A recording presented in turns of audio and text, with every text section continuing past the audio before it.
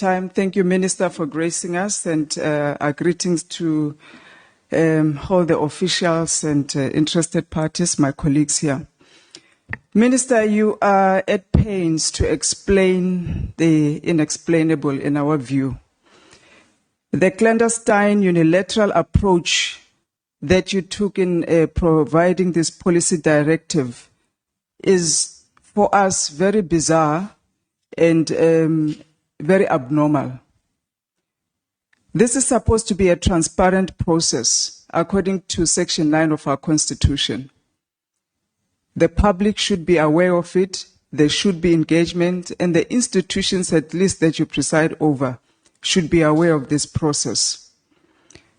Now, Minister, when you do a policy directive, you're supposed to do a detailed consultative stakeholder engagement. We have not seen that. We've mentioned that even in our letter to you. We're supposed to see your regulatory impact assessment that you would have conducted that would lead you to do this policy directive. We have not seen that. Now you are in a hurry to bring these multinational players, such that, Minister, you are even tripping all over yourself with your colleagues there to tell us about 490 license holders. These are historically disadvantaged groups that have ECNS and ECS license. You raise other questions besides those that we came with. Now, you talk about competition. You want to create competition. You've got 490 historically disadvantaged license holders, that all of them are sitting at home. You have given them licenses without support, without financial backing, without any technical backing. And now you are even saying to multinationals, you don't need to partner with these 490 historically disadvantaged groups. We are going to find a way to avoid you giving them 30% of Triple BEE Act imperatives in terms of equity, ownership, management and control of the ICT sector. You are issuing this policy directive in the guise of creating competition. You are issuing this policy directive in a guise of trying to enable some sort of digital inclusion. You have it sitting right in front of you. The fact that there was a moratorium by ICASA under your department, Minister, to say we're not going to issue any further licenses, but we're going to support the current license holders, ensure that they partner with multinationals that come into the country, ensure that they can breathe, they get capital, they get supported. Have you consulted these 490 license holders in this policy directive? Have you heard from them?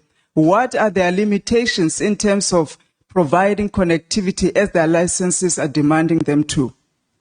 Their licenses are demanding them to. Now, it sounded as if you actually cared for these historically disadvantaged groups that are sitting with licenses that have become useless.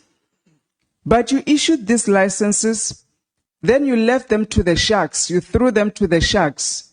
We only have two dominant players in the telecoms industry in this nation, MTN and Vodacom. And these poor license holders must now contend to be some last mile connector somewhere if by luck they manage to get any project that comes their way. You have not told us any of the support that you're offering to these license holders. I think your reason of competition is really flimsy, it's frivolous. It should not even have been raised in this platform.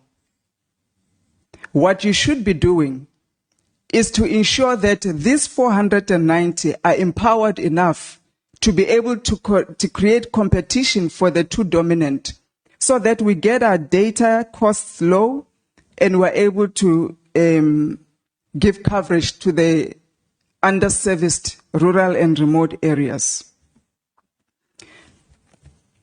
Now, Minister, that was in response to what you spoke about The Digital Communications and the Communications and Digital Technologies Department has been mandated to enable South Africa's digital transformation. To date, we can tell you that you have achieved no digital inclusion. You have not created any economic growth for the country or enabled the government to create any further employment or economic growth. You have not achieved universal access or any objectives that are spelled out in the ICT white paper. We ask ourselves sitting here, then what is the point of this department? With billions of rands that have already been funneled into your entities, we anticipated an ICT revolution in your operations. If not for the disastrous Oval meeting in the White House, which descended into a televised spectacle in which South Africa was subjected to a global ridicule as a barbarian, violent nation, pressured into abandoning its sovereign laws to appease the billionaires and multinationals like Starlink, with an investment pitch that turned into a violent crime scene of us slitting each other's throats, raping our women over and over again. If not for that scenery, where your department, Minister, became a center stage, that you have failed to provide technology that will cover our borders, that will monitor crime on our streets and in our homes and rural areas. You failed to provide connectivity that will give our children online schooling.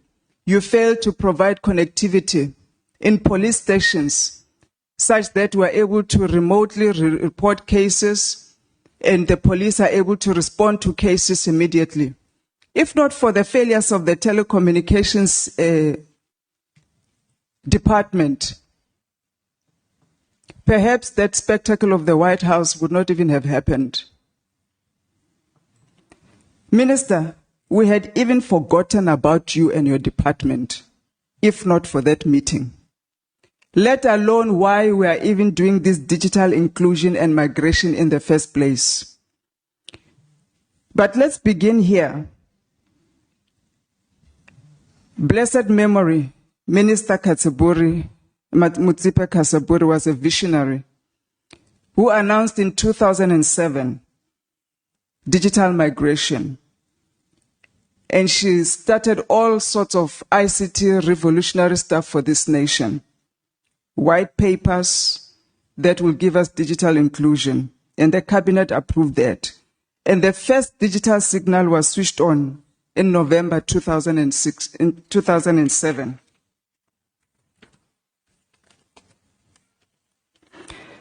Minister, it has been downhill from there. And unfortunately, you have joined the gang of the downhill. Because of the inability of this government, we have failed to meet every single deadline for digital inclusion, digital migration, to ensure that a rural child in South Africa can connect to the internet, can learn online, and can access research on internet.